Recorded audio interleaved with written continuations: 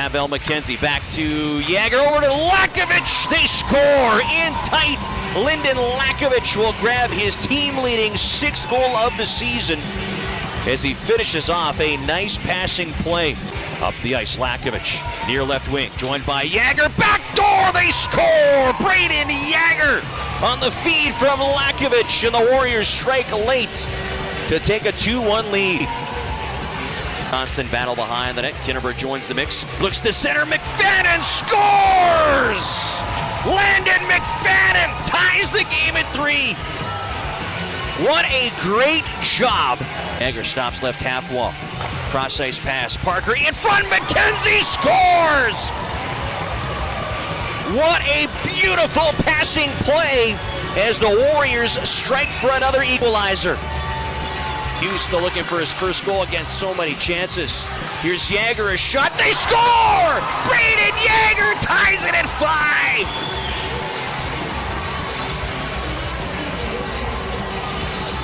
5! Jagger's second of the game, team leading 7th. On the right wing. He'll crisscross with Bernie. Gets the shot, he scores! Warriors will fall 6-5 in overtime. They battled to get that extra point and just come up short.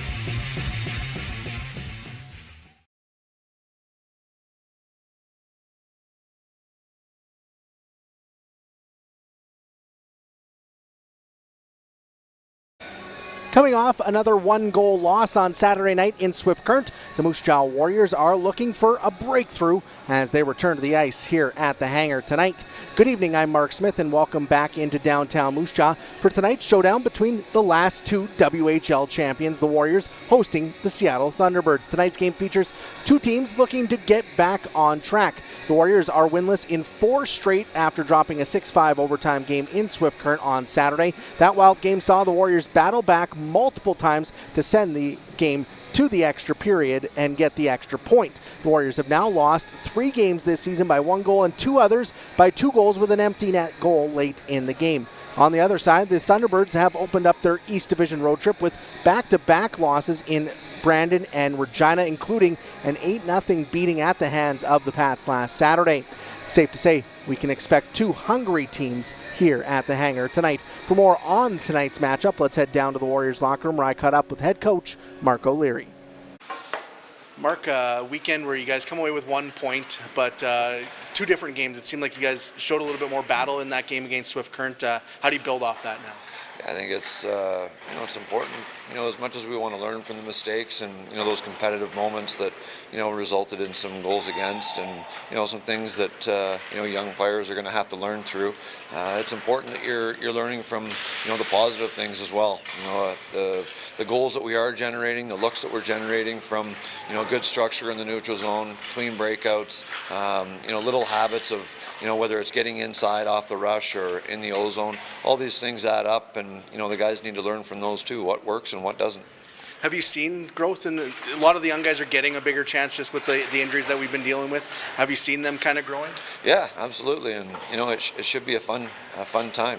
At the end of the day, the games are close to the end here. They're tough pills to swallow. We all want to win, but they're getting good minutes, important minutes. Right to the end. So it's important to take advantage of these moments. It's not always going to be the case as a 16 or 17-year-old kid to get those opportunities. Just want to make sure that you're showing you're ready for the responsibilities. You mentioned being close right to the end, either leading or tied in 9 of 11 games this season. Do you feel like that will flip eventually? You have to hope so. That's why we practice, and that's the whole process of developing individuals and as a team. You want to be playing your best hockey down the stretch, and if you learn from these moments, these competitive moments, whether it's a 50-50 puck battle or a detail, without the puck, if you can learn from those moments, eventually those will stack up to more positive outcomes. Seattle coming in here on Tuesday. They've started their road trip here in the East Division with a couple of tough losses. What do you guys see in them, and how hungry do you expect them to be coming into this one? Yeah, that's the key word there. I expect a very hungry group. When they have had success, that's how they play. They're hungry on pucks, and they make you earn everything that you get. And after a couple losses of their own here, they'll be looking to rebound a little bit. So 2 teams that should be chomping at the bit, looking for something a little bit more positive. Good luck against the Thunderbirds. Thank you.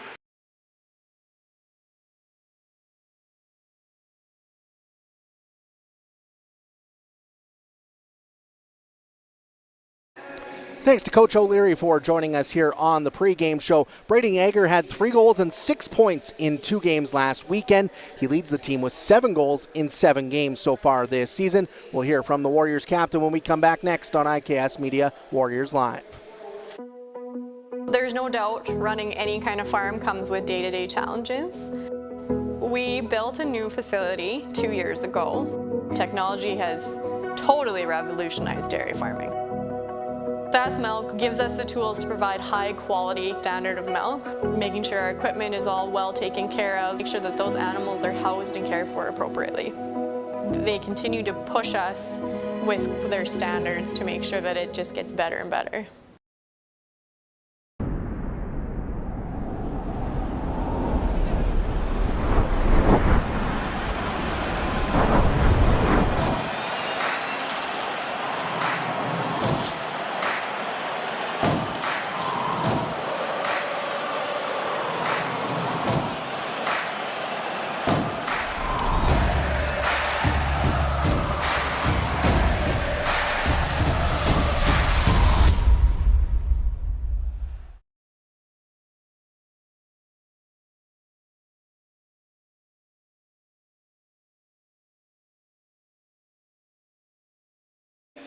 Braden Yeager's been rolling since he returned from the Winnipeg Jets, and he continued that last weekend with 3 goals and 6 points in the 2 games. The Warriors coming out on the losing end of both those games, so I know that sticks with the Warriors captain a little bit. I caught up with him ahead of tonight's game. Braden, Seattle coming in here on a Tuesday night. What are you guys expecting to see from them in your only meeting of the season against the Thunderbirds? Yeah, I think you look at their last game. I think they kind of had a tough one against Regina, so obviously they're going to be looking to bounce back, and so are we. So we're kind of on a little bit of a skid right now. So we're just looking to climb our way out of it, and I think we'll start that tomorrow night. You mentioned the team kind of struggling a little bit right now. What's kind of the message in the locker room for you guys as you try to bounce back? And it seemed like you did that on Saturday in a pretty tight game against Swift Current. Yeah, I think it's all about compete. I think that's kind of the thing that keeps coming up the most with the coaches and in video. It's just at moments we just aren't competing enough, and I think that you look at some of the breakdowns we have. A lot of them are pretty costly and coming right in the back of our net. So I think if we can just limit our mistakes, and a lot of it is just if we have 2 hands on a stick and smash a puck out, that's kind of the difference in the game. All the games we're losing right now is it's a 1-goal game, and you'll see empty netters and stuff. But I think it just comes down to compete, and we'll see that against Seattle. A lot of young guys in the lineup right now. How have you seen them kind of grow over the last few games as they've gotten more opportunities? Yeah, I think obviously it's kind of a unique situation with kind of a couple mans down. So I think it's going to take time. It's a hard league, and they're young, and I think they're getting comfortable. You can see it every shift, every game. They're getting better. So I think just kind of let them gain a little bit of confidence, and obviously they're going to be good players. So they're going to help our team a lot. For yourself, 7 goals, 13 points since coming back. How do you feel you've settled in? Do you feel like it seemed like last game you were really pushing the pace up there?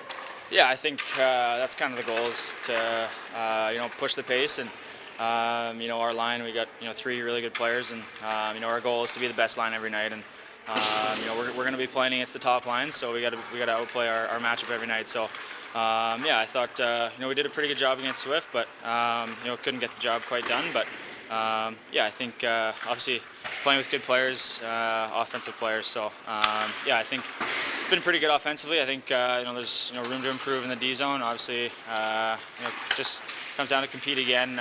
Sprinting harder to pucks, and I think when we had moments where we compete more in the D zone, we have shifts where we're in the O zone the whole shift. So Good luck against Seattle. Thank you.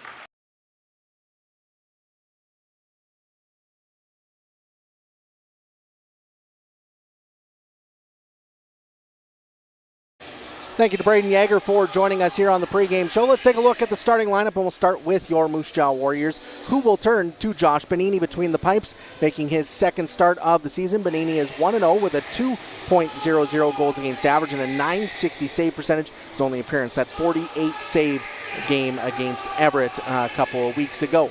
On the back end, Brady Ness paired with Kalen Parker here tonight.